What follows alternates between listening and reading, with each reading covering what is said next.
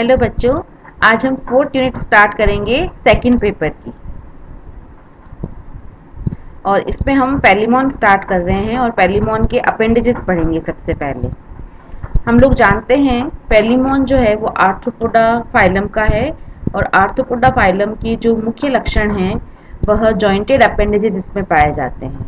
Jointed appendages के अलावा जो इसकी बॉडी होती है आर्थ्रोपोड्स की, वह डिवाइड होती है हेड, थोरैक्स और एब्डोमेन में।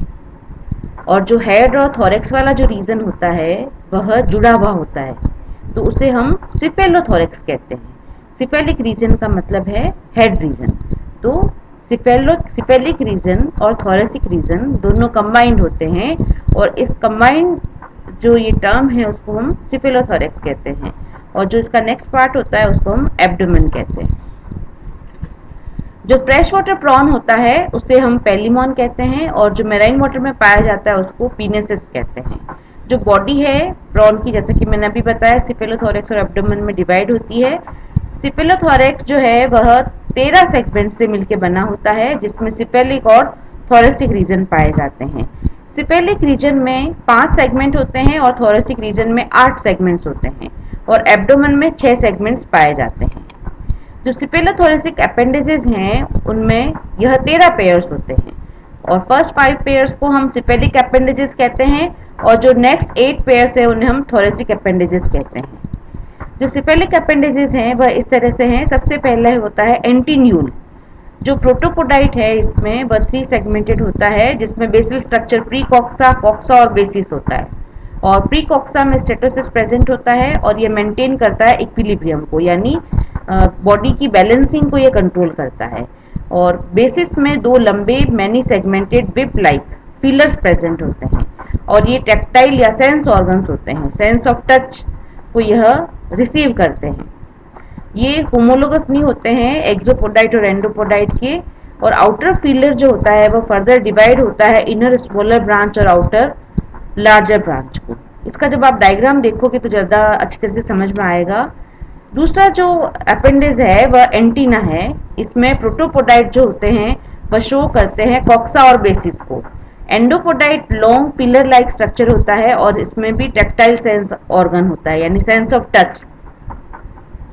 एक्सोपोडाइट जो होते हैं वो प्लेट लाइक होते हैं, और ये इनको हम स्क्वेमा कहते हैं, और यह एक बैलेंसर की तरह काम करता है स्विमिंग के दौरान।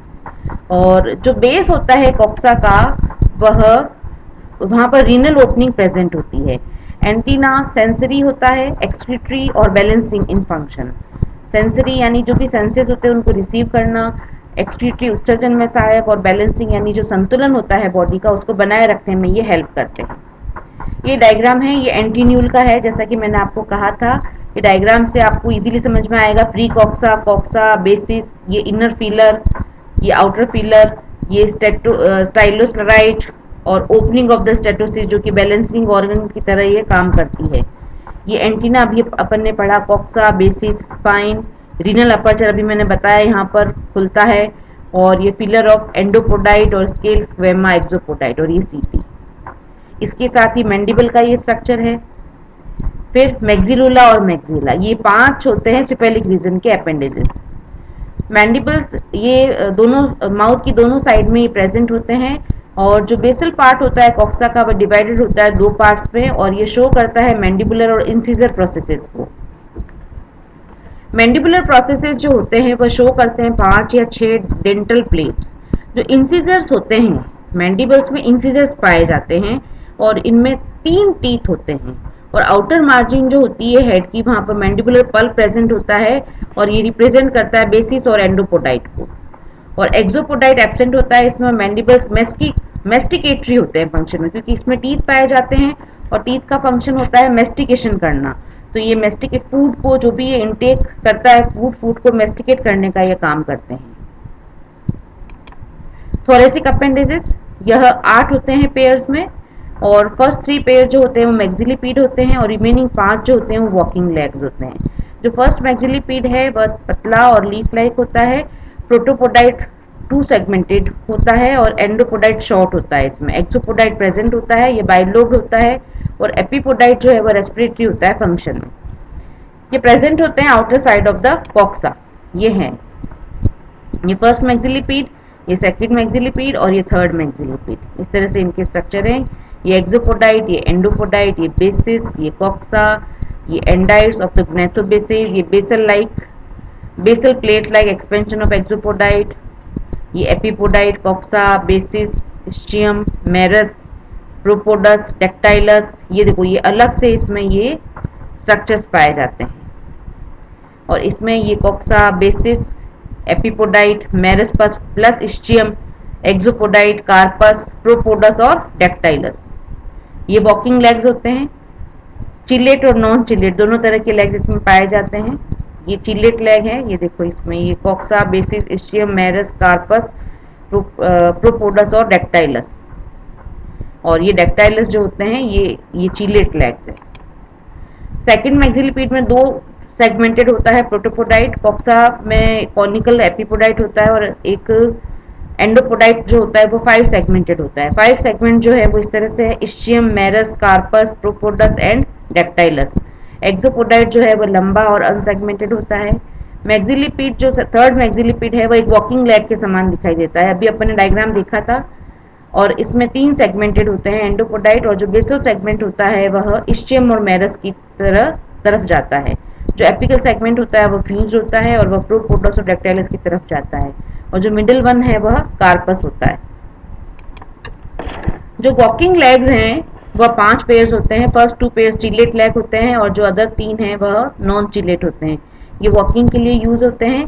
जो टिपिकल वॉकिंग लेग होते हैं उनमें 2 जॉइंटेड प्रोटोपोडाइट होते हैं और 5 जॉइंटेड एंडोपोडाइट होते हैं। प्रोटोपोडाइट में 2 सेगमेंट्स होते हैं, कॉक्सा और बेसिस, और एंडोपोडाइट में स्चियम, मेरस, कार्पस, प्रोपोडस और डेक्टाइलस होते हैं।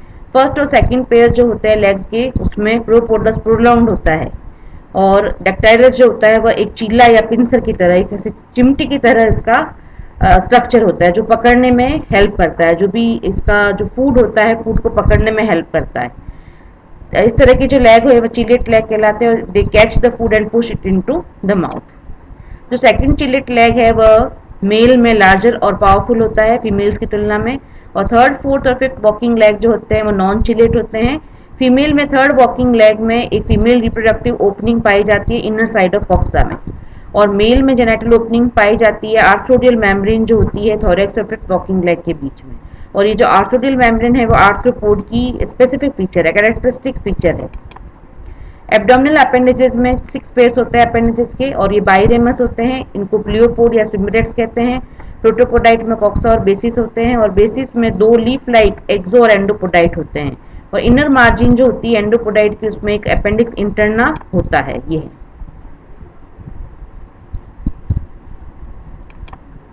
फीमेल में during breeding season appendix interna जो होते हैं ऑपोजिट अपेंडेजेस यूनाइट हो जाते हैं और एग्स को कैरी करते हैं। और फर्स्ट पेयर जो होता है एब्डोमिनल अपेंडेजेस का, वो अपेंडिक्स इंटरना एब्सेंट होता है उसमें।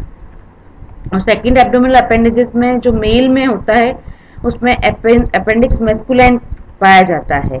जो 6 पेयर होता है एब्डोमिनल अपेंडेजेस का, उनको यूरोपोड या टेल फीट कहते हैं। ये बड़े होते हैं और ये दोनों साइड, टेल्सन के दोनों साइड पर प्रेजेंट होते हैं। और जो 2 यूरोपोड और टेल्सन होते हैं वह सब मिलकर ब्रॉड टेल फिन बनाते हैं, और ये प्रॉन को बैकवर्ड स्प्रिंग में हेल्प करते हैं वाटर में, मतलब बैकवर्ड तैरने में, बैकवर्ड साइड में तैरने में हेल्प करते हैं। और यूरोपोड में कॉक्सा और बेसिस फ्यूज होकर एक ट्रायंगुलर सिम्पोड बनाते हैं, और ये हेल्प करते हैं प्रॉन को बैकवर्ड स्प्रिंग में, बैकवर्डली तैरने में, वाटर में हेल्प करते हैं ये।